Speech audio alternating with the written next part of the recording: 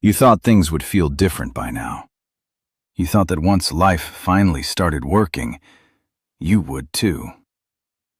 But instead, there it is, that quiet, hollow space inside you, growing louder the better everything gets. And you don't understand why. Because nothing is wrong.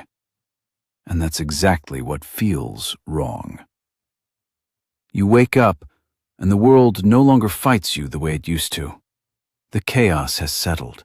The uncertainty has softened. You've built something, stability, routine, maybe even success. You've done what you were supposed to do. And yet, somewhere beneath the surface, something in you resists it. Not loudly, not dramatically, but persistently, like a dull ache you can't locate. You scroll through your life like it belongs to someone else. You look at your relationships, your progress, your environment, and there's a strange detachment, as if you're observing yourself from a distance.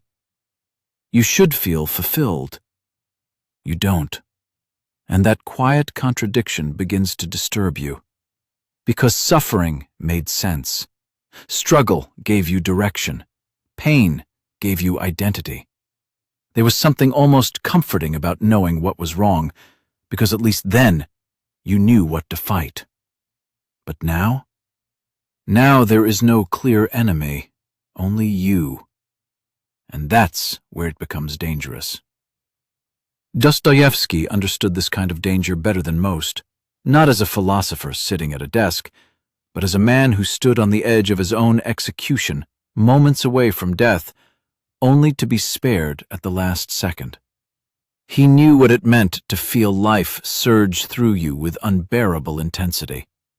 And he also knew what came after. The silence. The strange emptiness that follows when meaning is no longer imposed on you by fear, but must be created from within. In Notes from Underground, he didn't describe a hero.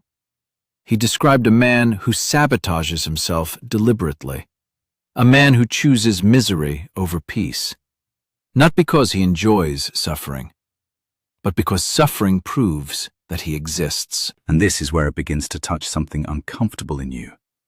Because if you look closely, honestly, you'll notice that when life gets better, you don't simply relax into it. You disturb it, subtly, almost invisibly. You overthink conversations that were perfectly fine. You question people who've done nothing wrong. You lose interest in things you once desperately wanted. You create problems where none exist. And you tell yourself you're just being realistic. But you're not. You're resisting something deeper. You're resisting peace. Because peace, in its quiet honesty, asks something terrifying of you. It asks you to confront who you are without chaos, without distraction, without excuses. And that confrontation is unbearable. Because suffering, as painful as it is, gives you structure. It gives you a role. You become the one who is struggling, the one who is overcoming, the one who is trying. But when that role disappears, who are you? There's a moment, you felt it, where everything seems almost too calm. Your phone is silent. Your responsibilities are handled. Nothing is urgently demanding your attention. And instead of relief, you feel restless, a strange agitation. You reach for something, anything to fill the space. You open apps you've already checked. You replay conversations that don't matter. You invent worries. Because the silence is not peaceful to you, it's threatening. Because in that silence, there is nothing left to distract you from yourself. And what you find there is not clarity, it's contradiction. You want stability, but you crave disruption. You want love, but you resist intimacy. You want happiness, but you distrust it the moment it arrives. Dostoevsky's Underground Man would say that humans are not rational creatures striving for their own good. we are something far more complicated. We desire what harms us. We reject what heals us. Not out of ignorance, but out of a deep, almost defiant need to prove that we are free. Because true freedom, he suggests, is not choosing what's good for you. It's choosing even when it destroys you. And that idea lives quietly inside you. You don't always act in your best interest, not because you don't know better, but because part of you refuses to be predictable, refuses to be controlled even by logic, even by your own desires. You tell yourself you want things to get better, but when they do, you feel trapped by them. Because now there's something to lose. Now there's something to protect. And protection requires responsibility. It requires consistency. It requires you to become someone stable. And that terrifies you more than chaos ever did. Because chaos is familiar. Chaos asks nothing of you except survival. But stability?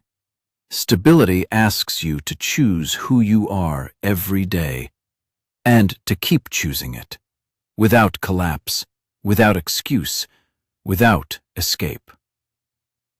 There's a quiet moment in everyday life where this reveals itself. You're in a relationship that is calm, supportive, even loving. No drama, no unpredictability. And suddenly, you feel distant. You start questioning it. Is this really right? Is something missing?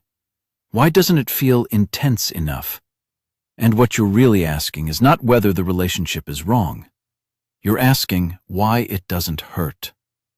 Because somewhere along the way, you learned to associate depth with suffering, intensity with meaning, pain with truth. So when something is simply good, it feels shallow, even when it's not. You pull away, not completely, just enough to create distance, just enough to feel something again. And when tension returns, when confusion enters, when things become complicated, there's a strange sense of relief, because now it feels real again. And you don't notice that you created it, that you needed it.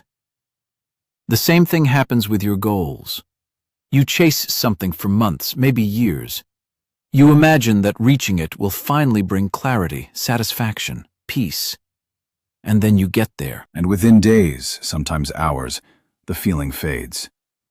You're left staring at the very thing you once believed would complete you.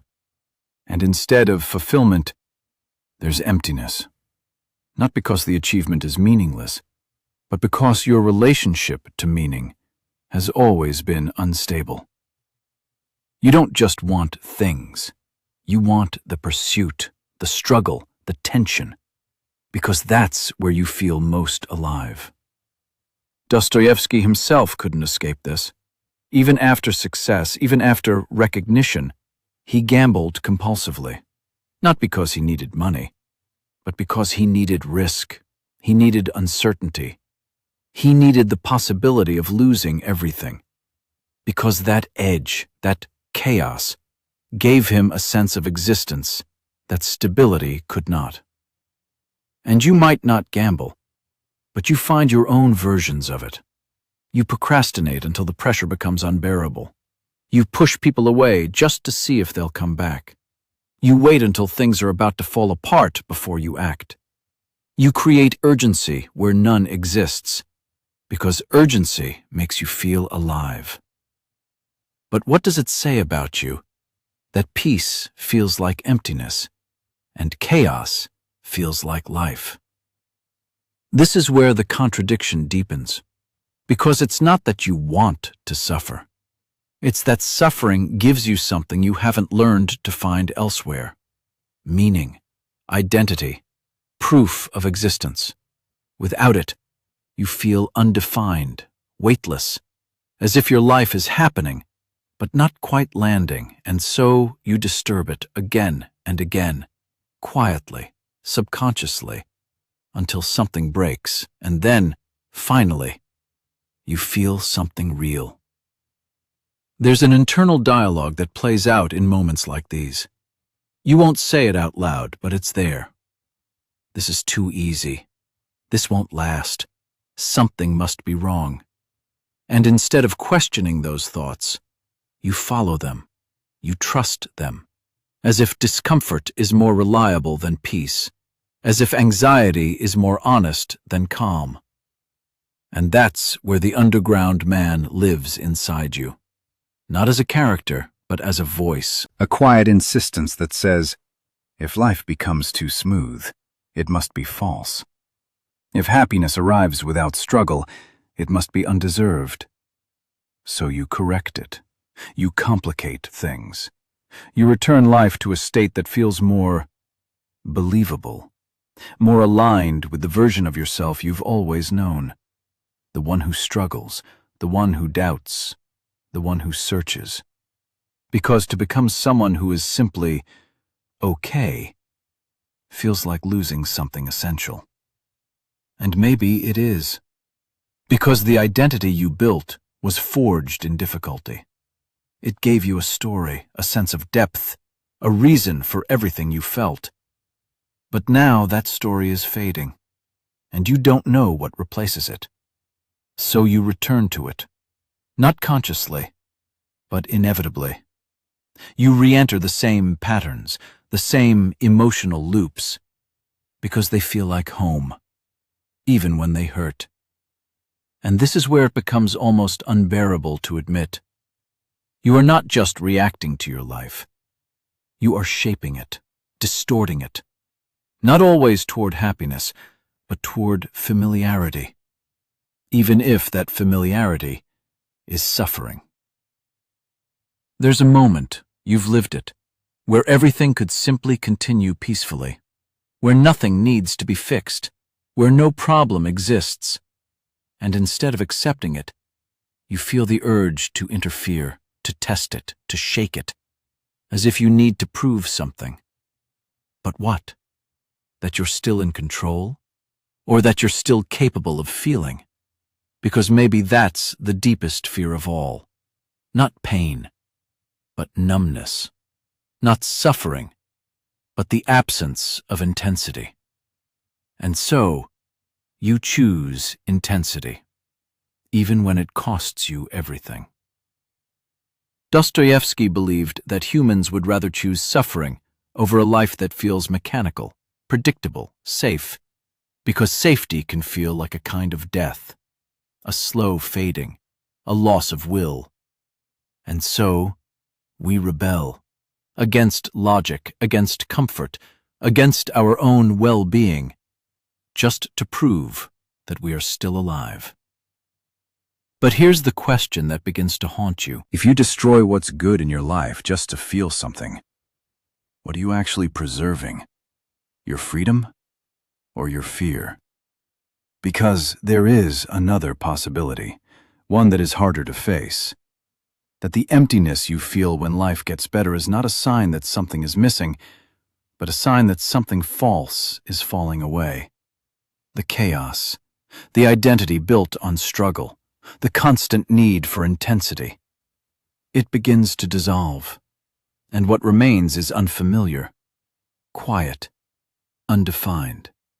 And instead of seeing that as space, you see it as emptiness.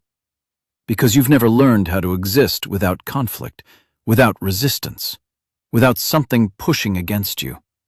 So when that resistance disappears, you feel like you disappear with it. But maybe that's the moment where something real could begin. Not the kind of life driven by reaction, but one chosen deliberately, quietly, without needing to prove anything. And that is far more difficult than suffering. Because suffering is automatic, but peace requires awareness, responsibility, presence. It requires you to stop running, to stop interfering, to stop creating problems just to feel alive, and instead, to sit with yourself, without distraction, without chaos, without escape.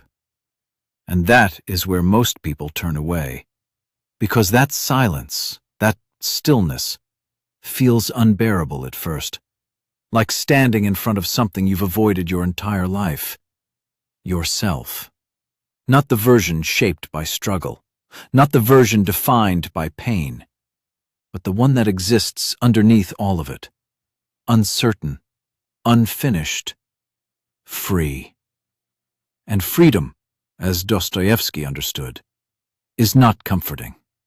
It's terrifying. Because it removes every excuse, every justification, every story you've told yourself about why things are the way they are, and leaves you with a single, unbearable truth. You are responsible. Not just for what you do, but for what you choose to destroy, and what you choose to preserve. So the next time you feel that emptiness creeping in as your life begins to improve, the next time peace feels strange, almost threatening, ask yourself something you might not want to answer. Are you really empty? Or are you just no longer distracted enough to avoid yourself? Because maybe the problem isn't that your life has become too quiet. Maybe it's that, for the first time, you can finally hear what's been there all along.